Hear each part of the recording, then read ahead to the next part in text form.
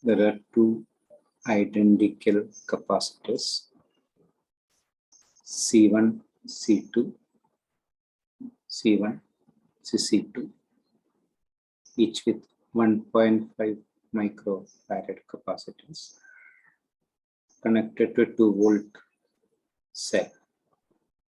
This is a switch between C1 and C2. S. Initially, the switch is closed. Now it's open, shown in the diagram. It was closed.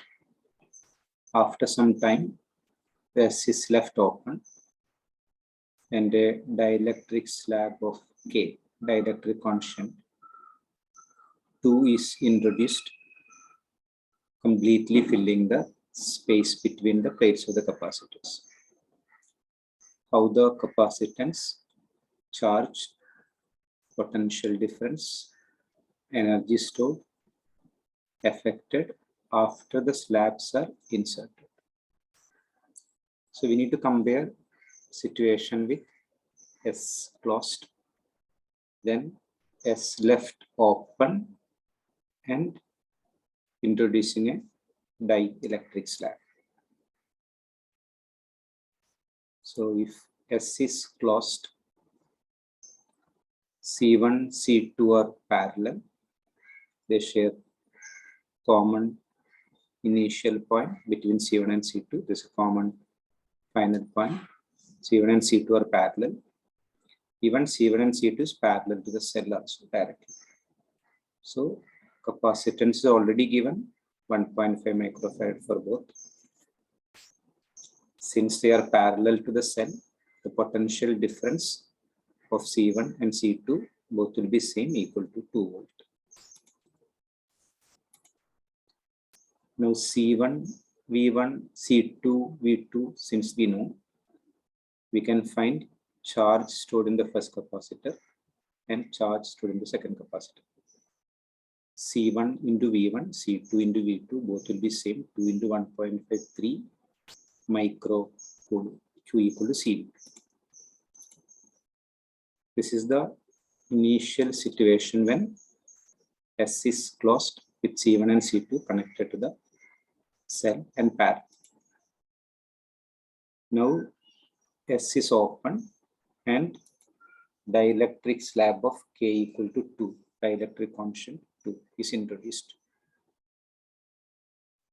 When S is left open, C1 is still connected to the potential difference and C2 is disconnected.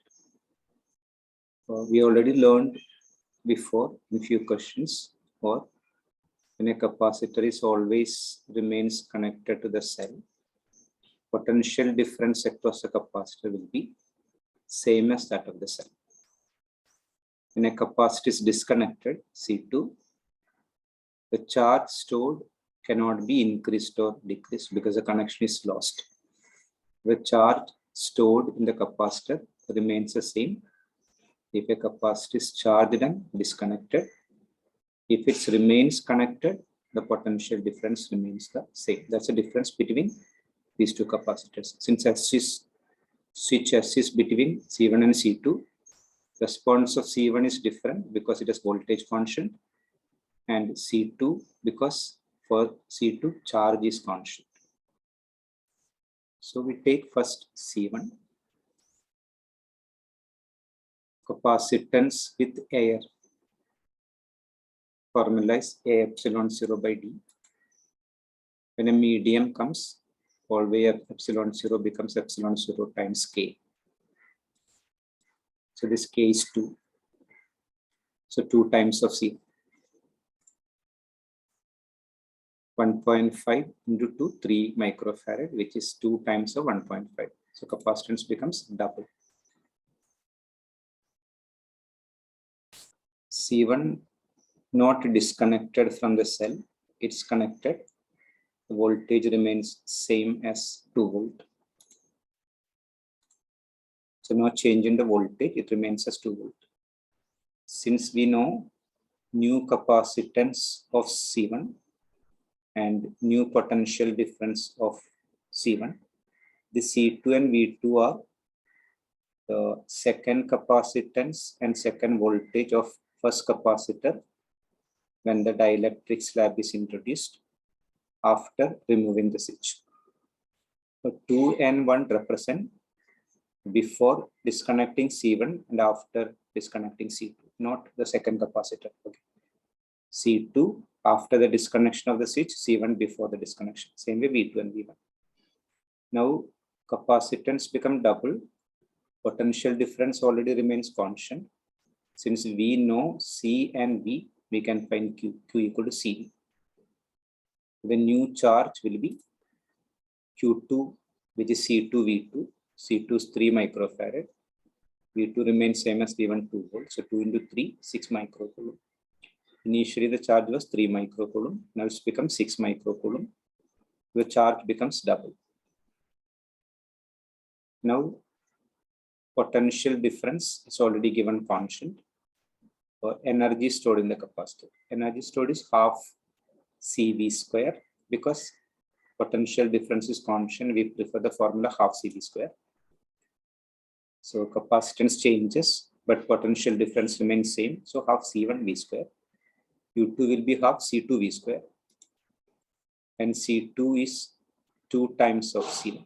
C2 will be replaced as 2 times of C1. So half C1 V square is U1. Half C1 V square is U1. So you leave 2 here. It will be 2 times of U1.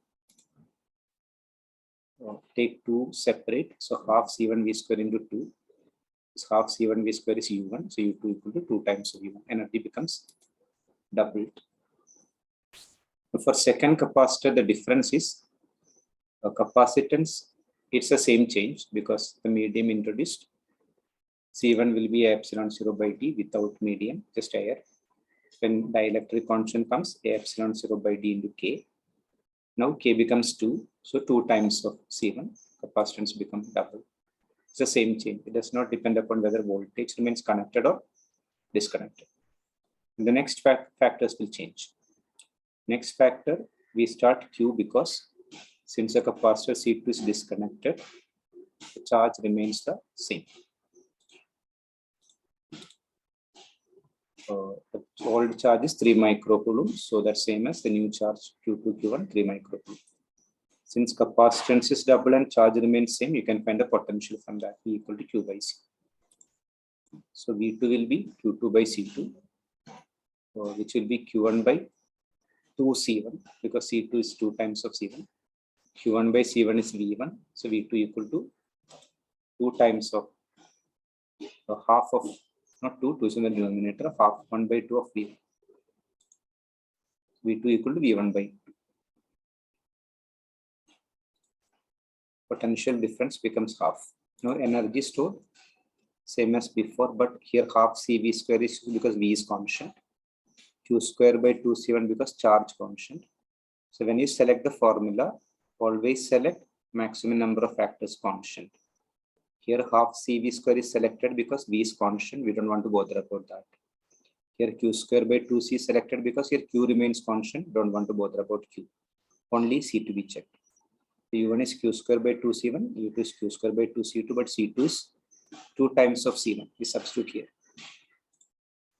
So this 2C1, you can take separate half. If you separate half, Q square by 2C1 is U1. So U2 equal to half of U1 or U1 by 2. That means energy becomes half. So here V1 is actually equal to Q by C.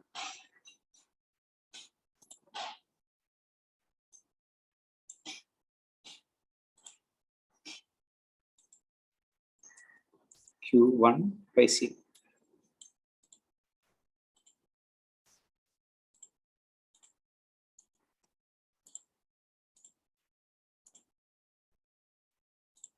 Then V2 is Q2 by C.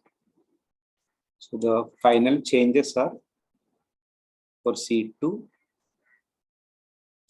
the capacitance becomes double, charge remains constant because disconnected, energy stored becomes half, potential difference becomes half. That's for the disconnected capacitor. The capacitor which remains connected, energy becomes double, charge stored becomes double, potential difference remains constant, then capacitance same as before becomes double. These are the final changes.